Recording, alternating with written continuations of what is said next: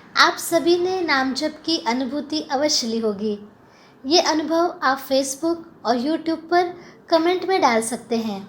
हम उसका आगे के सत्संग में विश्लेषण लेंगे। कदाचित नाम जप के समय आपको कुछ कठिनाइयों का सामना करना पड़ा होगा। ऐसी अड़चनें भी आप कमेंट में अवश्य डालिए। आपकी शंकाओं का समाधान हम आने वाले सत्संगों में करेंगे। प्रतिदिन जो ऑनलाइन कार्यक्रम होते हैं उसके विषय में हम जान लेते हैं। सुबह 10:30 बजे से 11:15 बजे तक नाम जप सत्संग ये कार्यक्रम रहता है। उसके पश्चात दोपहर 2:30 बजे से 3:15 बजे तक भाव सत्संग ये कार्यक्रम का आयोजन किया जाता है। शाम 4 बजे से 4:45 बजे तक सुबह लाइव हुए नाम सत्संग का पुनः प्रसारण रहता है।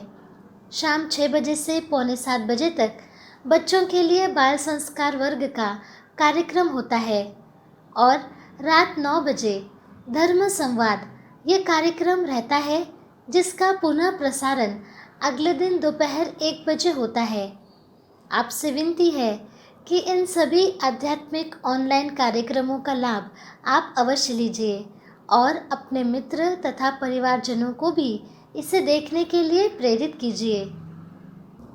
भगवान श्री कृष्ण जी की असीम कृपा से हम इस सत्संग का लाभ ले पाए, इसके लिए हम भगवान श्री कृष्ण जी के चरणों में कृतज्ञता व्यक्त करते हैं।